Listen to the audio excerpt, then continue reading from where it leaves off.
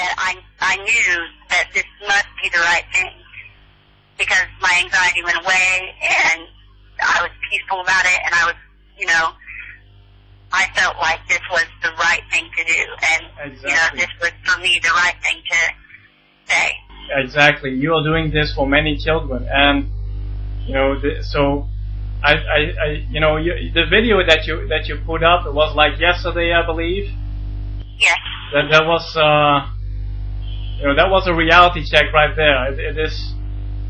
Well, the truth of the matter is that we are very familiar with some of those children. Yeah. And I mean, that was part of our life. Mm-hmm. I mean, some of it is way worse than we had, but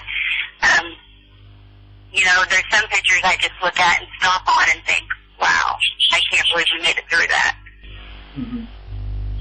So to make this very clear for the people, these pictures that you have shown in the video, you guys are familiar with such stuff. You were beaten like that. Oh, absolutely, yeah. Yeah.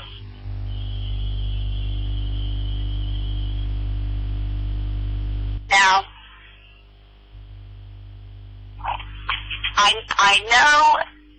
I believe that,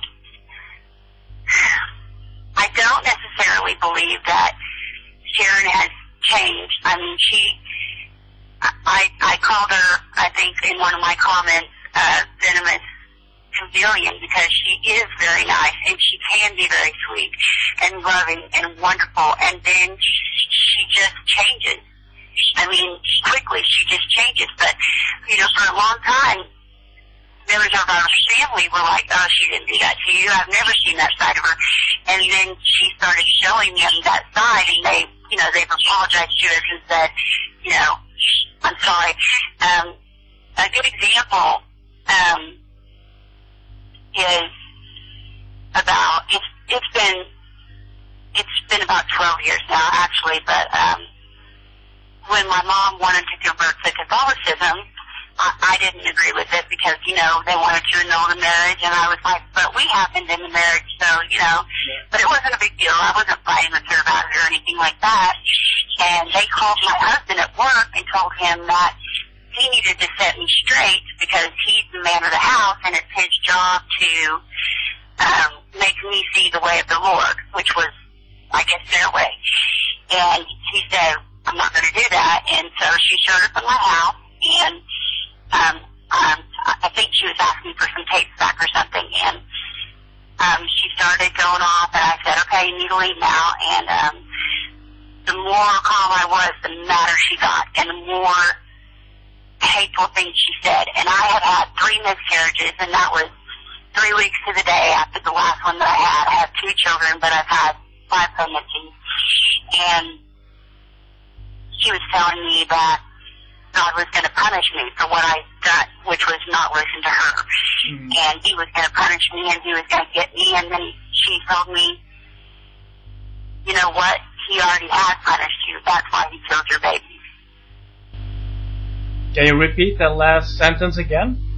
Because I didn't hear it. She said that God was going to get me, and he was going to punish me. Yeah. And then she said that God had already punished me because that's why he killed my baby. That's why he killed my babies by miscarriages. Oh, my. And, of course, I was very upset. But, I mean, people just don't know what she's capable of. I mean, I wish there was, I just wish there was some magic saying that I could say to make people realize that this is truth. This is not a lie. This is real. This woman and this man are dangerous. They twist the word of God for their own thing. Mm-hmm. They go from religion to religion because, if it doesn't suit their needs at the time,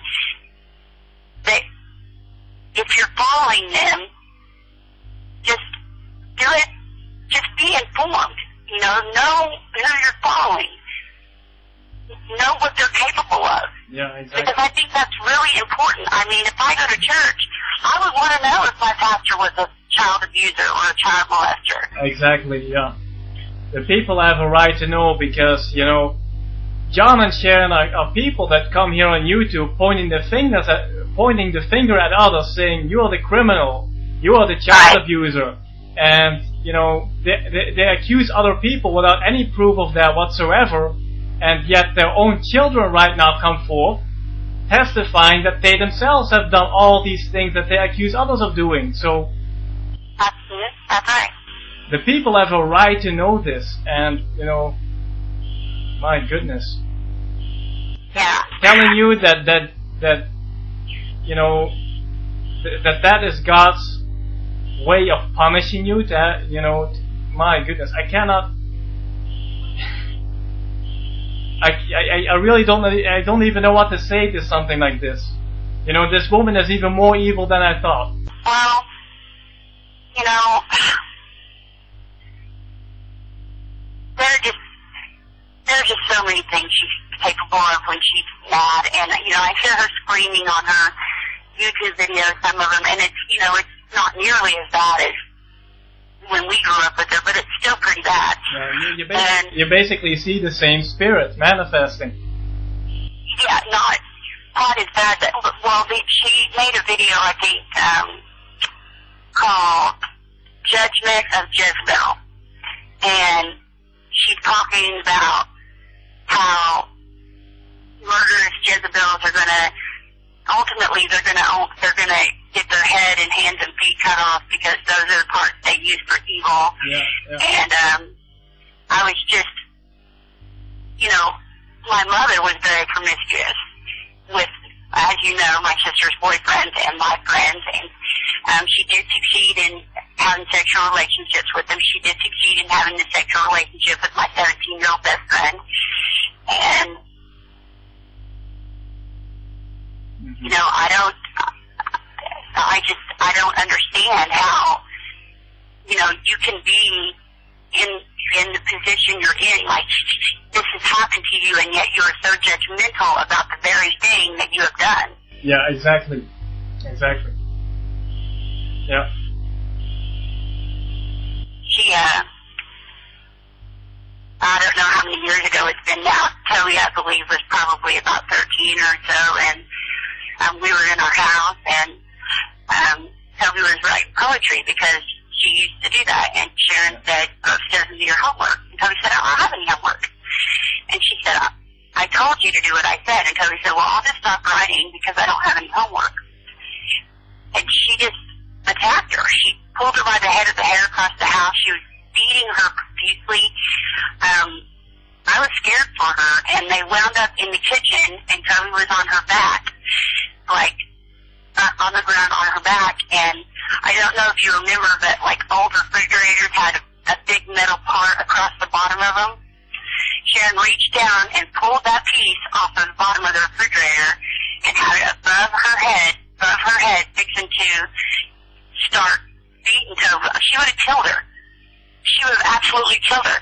And Toby had the presence of mind because she didn't know what else to do. Sharon had it above her head and she was fixing to hit her, and so Toby kicked. And, you know, she wasn't trying to hurt Sharon, but apparently she tore a ligament and Sharon fell down, and we ran. And when my dad got home, we took her to the hospital or whatever, but we ran away. If Toby hadn't done what she did, that woman seriously might have killed her that day. This goes very far, you know, to mess up a refrigerator to get a tool to beat your own child. You know, it's right. So Toby had to fight for her life. Oh yeah, exactly. And exactly. How old was Toby when that happened? I would say like 13, maybe. Mm-hmm. 12. I'm not completely sure, but yeah, I think it was about 13. We lived in Missouri, and, you know, she just